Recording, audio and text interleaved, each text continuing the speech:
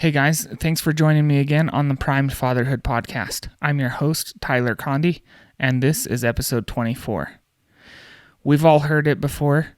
He is a great provider, or you're the breadwinner of the family, or in the movies, I put food in your mouth and a roof over your head. What else could you need?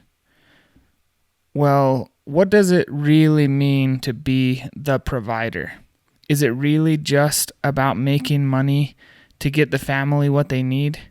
Should the dad still be the provider in the 21st century when women have careers too? Has the definition of being a good provider changed in our modern society? This notion of being the provider is riddled with both pitfalls and potentials for greatness. Stay tuned as we discuss the questions that take a deeper look at what it means to provide for the family. We have answered the call. We are committed to a greater purpose. We are fathers. Past achievements do not guarantee future success. We will prime ourselves often to navigate each new challenge. We are capable, brave, and relentless.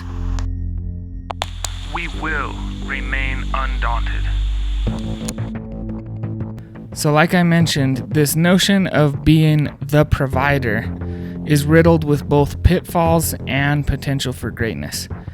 If we are a great provider and we're really meeting families' needs, then we're looked at as a hero. But being the provider is probably the most used cop-out in fatherhood. And I want to take time to dig a little deeper into this and talk about all sides of what it means to be the provider. When you look at the definition in the dictionary, the first thing that you get is to supply or equip. That's a pretty standard definition of to provide. But as you read on, you come to this section that says to take measures with due foresight. What does that mean, to take measures with due foresight? In my mind, that means that you're preparing, you're preventing, you're planning, you're protecting. And those are all things that are associated with being a dad. And so that kind of leads me to ask the question, why are men given this responsibility? It seems like that has been a naturally distributed responsibility from the beginning of time until now. And to me, the answer kind of lies in the answer to the other question, why do men try to fix everything? There's a psychologist named Simon Baron-Cohen who has done a lot of studies on men's versus women's brains. What are the differences? How does that affect gender and gender roles? And he has found a lot of really interesting things. The male brain is built with a larger nerve center that controls the defend your turf response, as well as a larger amygdala, which is the fear center and the alarm system for possible danger in the brain. Along with that, differences in a man's brain compared to a woman's is men tend to have better long-range vision. They also tend to have better spatial awareness and can think in 3D or think geographically, which lends them to be better at this planning, protecting, providing kind of thought and work. And so in short, this psychologist, Simon Cohen, has summarized that men systematize and women empathize. And I think that does predispose men to be the provider in the relationship. And it predisposes women to be the empathizer, the nurturer, the loving and supportive person, and I think that you see that in the Bible and in lots of religion and in history, but you also see it in just what our natural tendencies are between us and our wives. And if you want another funny example of it, go watch the movie The Croods. Grug, the dad, has rules. He has a system for how they come out of the cave. He has a role-playing or a roll call system. He has a plan for how they'll get food. And then Eep, the daughter, is always paying attention to feelings. Uga, the mom, is also tempering feelings and playing the role of diplomat. And it's a really funny contrast between the two different ways of thinking and acting. And boiling it down into that primitive setting makes it even more funny. So as we're thinking about providing and we're looking at it in the light of taking measures with due foresight, having a vision for how things should go, being aware of what needs to be done next and how things are going, it really makes me think that there's a lot more to being a provider than just putting food on the table or a roof over the head. And that reminded me of Maslow's hierarchy of needs. Another psychology study here.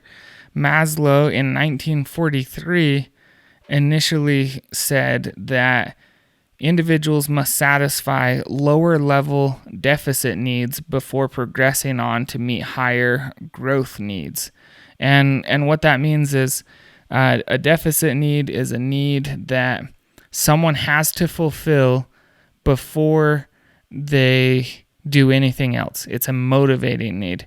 Whereas a growth need is something that they desire once all their basic needs are met. And so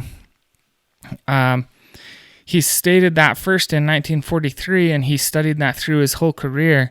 And by 1987, he stated that it's not necessarily totally sequential. And I think that it's really good for us to realize that nothing is ever as black and white as it seems, but that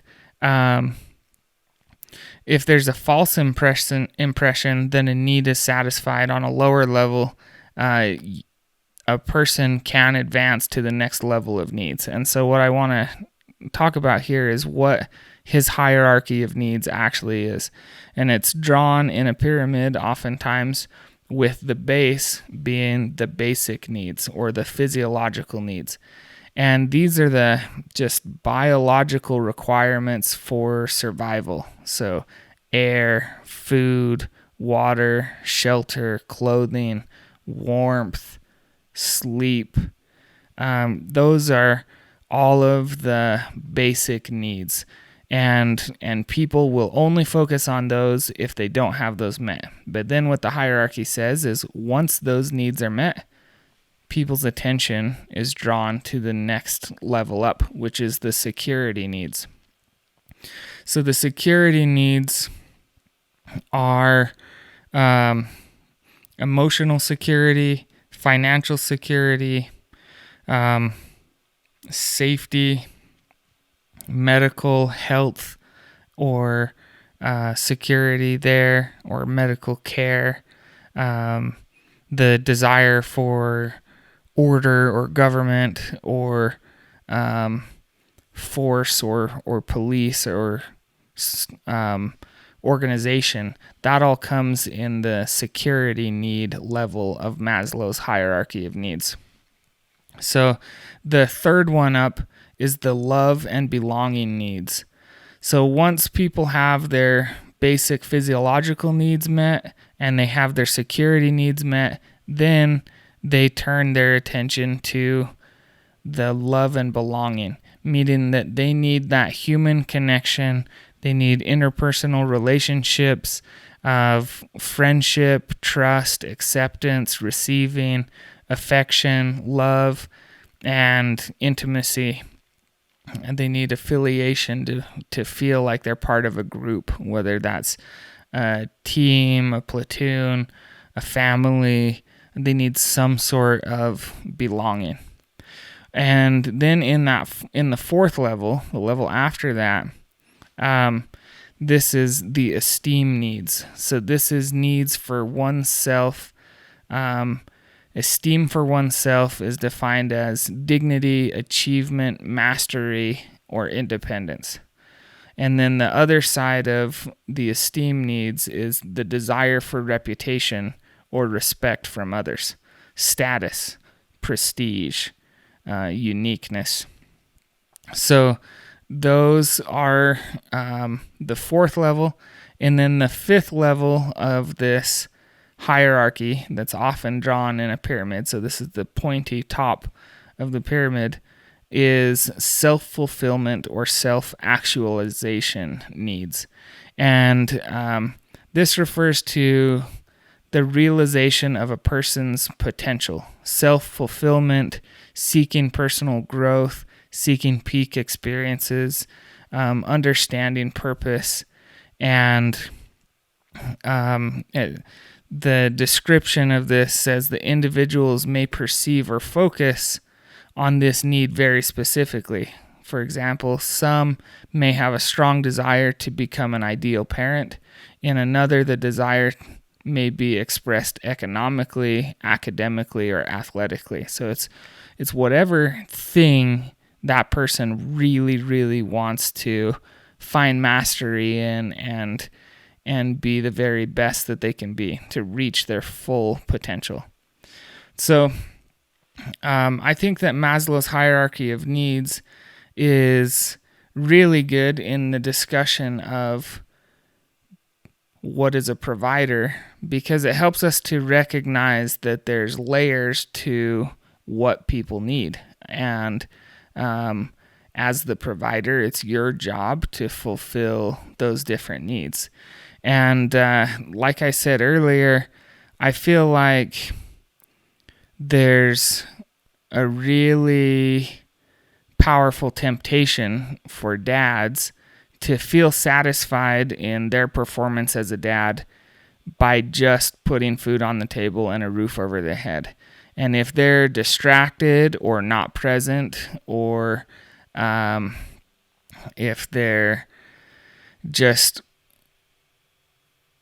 not engaged with the family, they still justify themselves by having been the breadwinner and fulfilled those basic needs. But in reality, at this point in time, anyone can be the breadwinner. And so I think what it means now is what it means to provide is not necessarily to just supply or equip, or not necessarily just to have a good income. Those are definitely parts of what it means to be a good provider. But in reality, there's a lot of other needs that we need to fulfill within our family and within our kids especially. When you look at the basic needs, air, food, water, shelter, clothing, if you're listening to this podcast, you probably already have a handle on those things.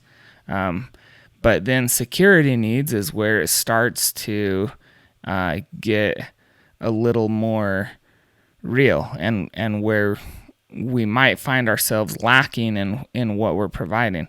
Because not only is that safety and physical health and order, but it's also where education fits in. So we need to be teaching, and if our children are being taught and they're getting an education, they're feeling safe and they're healthy, then we're meeting those security needs. But as we go on up the hierarchy of needs, love and belonging needs are good too. And this is where I've seen that men start to fail as fathers more often, where they don't give the love that their kids yearn for, or they don't give the attention that their kids yearn for, or the father isn't holding the family tight enough as a unit for there to actually be a feeling of friendship and camaraderie and this group feeling that people are wanting. And so I think that that's important. But then when we get to esteem needs, this is really where, as fathers, we can step up and help to provide. We can help our kids to understand their inherent value, to understand what they're good at and how to get better at things, as well as to help them to have their own achievements and mastery over things and to gain their own independence. That's a lot of the teaching and just overall attention that we have to give in order to meet those needs. And then the self-fulfillment needs, those are really needs that someone has to achieve for themselves. So it's not necessarily something that we can provide someone, but they will never reach that level of the hierarchy if those other needs aren't met. And some people are scrambling for love and belonging or for esteem their whole lives, and they never even come close to that self-fulfillment or self-actualization level of the hierarchy. And so I feel like there are some warranted criticisms of Maslow's hierarchy. There's arguments out there that say that artists like Van Gogh or Picasso lived in poverty. They didn't have all of their basic or security needs met, but that they were living as self-actualized people. And I think that works, and that Maslow's hierarchy isn't 100% bulletproof. But what it does for us is it reminds us that there is a lot of layers to what we need to be providing. And if we go back to that secondary definition of what it means to provide, to take measures with due foresight, that means that we, as fathers, are taking the time to assess how things are going. We are being aware of what the individual needs are of each child or of our wives, and then we're taking action to help to supply or equip whatever is needed in order to meet those needs. And oftentimes, it's not something that money can buy. It's time and attention and teaching and love that we have to be giving in order to really be meeting needs. One of the things that I found on this article that I found about Maslow's hierarchy, which comes from simplypsychology.org, is this description of what a self-actualized or a self-fulfilled person feels. And it really just says that they are desiring and reaching levels of success either economically, academically, or athletically. It could also be expressed creatively in painting pictures or inventions. But if you're thinking of yourself and what you have done best in your life, it's usually in those areas. Either you've done great in your work or in your schooling or in your athletics. And when you're really succeeding in one of those areas is when you're the happiest. And I think the goal as a dad is to give our kids and our wives the best chance that they can to be functioning, successful, and happy and content adults. And so it pays for us to really pay attention to the hierarchy of needs and to pay attention to all of these different subtle layers of what they need, rather than just say, I'm making a good amount of money, we've got a good house, I'm covered, I'm a good provider. I think it takes a little more attention than that. So the moral of today's discussion and story is just that in order to be a great provider, we need to take the role of family leader. We need to be aware. We need to be in communication with the family. We need to be assessing their needs and have the vision and forethought to think, where do we need to get to? And we need to take all of that and make a plan and execute on that plan in order to help them to get whatever they need. So I hope that this little primer episode helped you to recognize a couple more areas that you can look at and to assess yourself and think, am I providing, am I meeting needs on all these different levels? And what do I need to do next in order to ensure that I continue to do that? If you do that, you'll be doing great as a provider, and you'll be able to feel more satisfied and successful as a father. So if you appreciated this episode, I would just ask that you subscribe to the podcast and leave us a rating if you can, especially on Apple Podcasts or Google. And if you want to rub shoulders with more like-minded men who are trying to be the best fathers that they can be, then please join us on the Prime Fatherhood Facebook group. And I just want you to remember that we'll be putting out new episodes every Monday and Thursday. So remember to come back and stay primed.